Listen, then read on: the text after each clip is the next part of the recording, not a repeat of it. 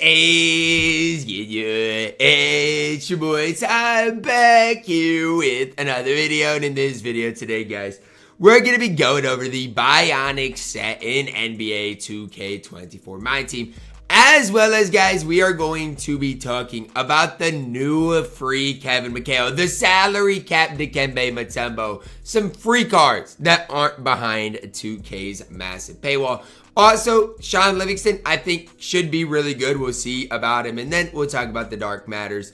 Is this set worth locking in? Again, another video that I might make. Now, before we dive any further into that, smash that subscribe button. We are on the road towards 130,000 subscribers. Bargnani up first. Now, we always know Bargnani and how he's going to be in 2K. Look, he's the type of card that 2K makes, and he normally is pretty solid because he has the ability to shoot the ball. Now, the problem is Pink Diamond Bargnani at this stage of my team has the Magic Johnson base on normal timing. Now, if you don't know anything about the Magic Johnson base, it is not good. It is not good, especially now that it is May 3rd. Time's flying by. It is May 3rd and we're getting a Bargnani with the Magic Johnson base on normal timing, pro dribble style. This card stinks. Defensive badges honestly are better than I expected, but I mean his defensive stats are pretty bad. If you spend 52K today buying Andrea Bargnani, I don't know how else to tell you. You do not know what you're doing. Like, you can't even make the case, oh, I'm a big Bargnani fan. You can't make that case, because even if you're a big Bargnani fan, you don't buy this card because it's absolutely disrespectful to Bargnani. It's that simple. It's that easy. This card is horrible. Not worth using at all. Next up, guys, Shannon Brown. I have some hope for this card, but at the end of the day, it's tough because he's a 6'4" shooting guard. And again, I'll talk about, you know, what he does good, what he does bad, all of those things. But the first thing I see is a 6'4" shooting guard. That makes it tough. Height runs the game right now. And let's say Shannon Brown comes up against a guy like Glenn Rice. I think he's going to struggle. Defensive badge-wise, no immovable enforcer. Has some other really solid badges. Good speed, solid defense. Default swing base on normal. I mean, yikes. I just don't know at this stage what 2K is doing. I genuinely don't know. Like, this card in past years in May would have been like 4,000 MT. And I'm just being genuinely honest. That's how expensive this card would be. This year, he's 42,000 MT. So, again, do what you got to do. This card is not worth your time. Tari Eason up next. 93 ball, 93 speed. Solid defense. Tari Eason based on quick Dame dribble style. At least this card's not a total scrub. I mean, and again, it all starts with the base on quick. And I know some people's base on normal is okay, but the cards we've covered so far are not great. Tari Eason is probably your best pink diamond today. And am I saying he's great? No. But he is solid enough 6'8" that if you do get him, let's say, out of that free deluxe pack, I wouldn't buy him for 52,000 MT. But if you do get him out of that free deluxe pack, Tari Eason can play. 6'8", Dame dribble style is usable. Tari Eason based on quick. I can't sit up here in front of you guys and act like I've used it a ton. I think I've shot with it before and it's fine. But again, not worth the price he currently is going for or listed at. Shaun Livingston up next. Let's start with this 6'7" at the point guard position. Badge-wise looks really good. 93 ball, 94 speed, solid defense. Comes with immovable enforcer. So the eye test, I talk about it a lot, like the eye test. He passes it with flying colors. Do I wish the block was higher, the interior was higher? Maybe slightly.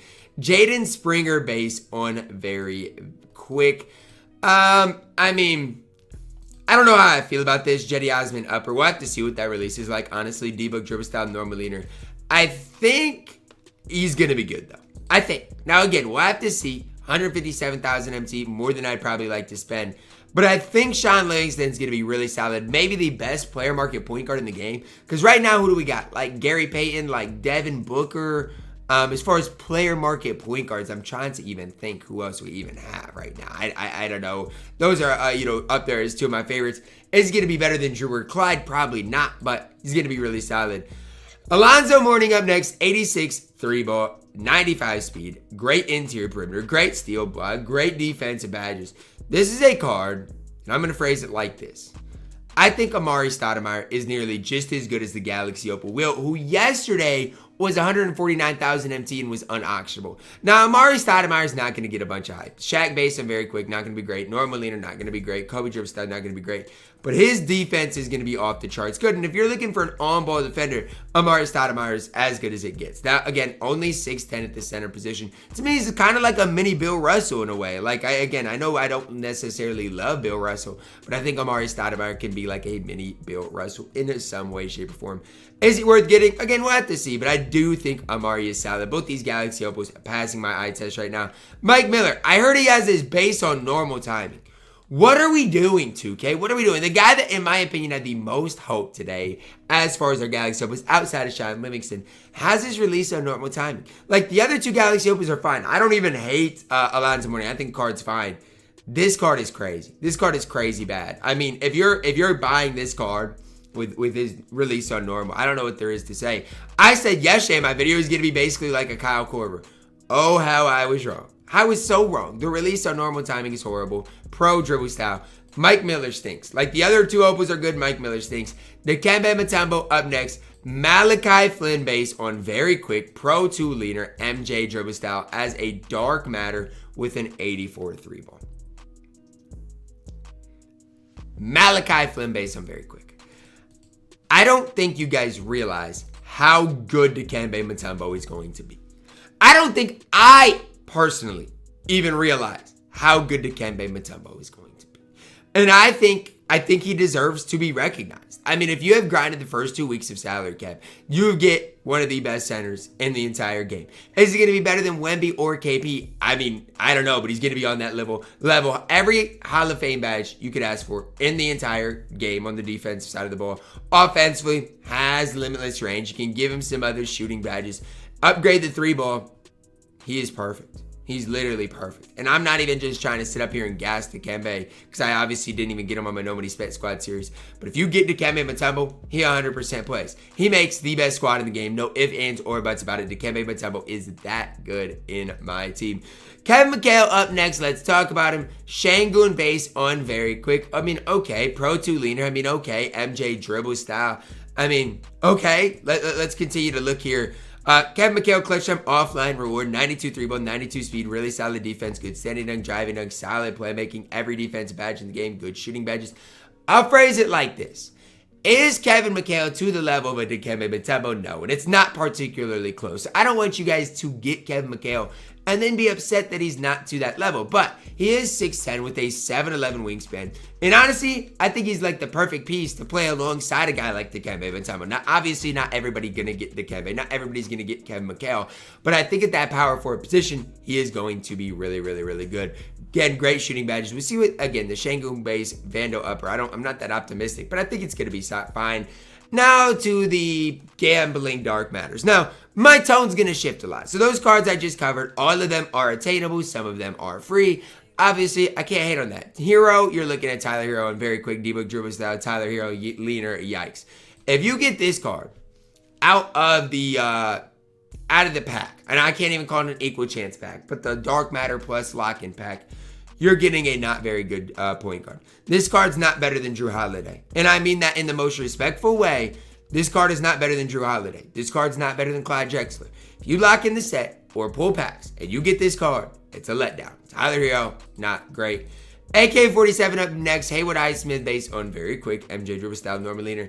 I mean, he's fine. I have no issues with AK. But let's be honest here, okay? Let's just be honest with ourselves. The Haywood Highsmith base on very quick, it's fine, but it's mid. Again, it's fine. It is. But it's pretty mid, okay? Normal leaner, obviously. MJ, I mean, he's fine.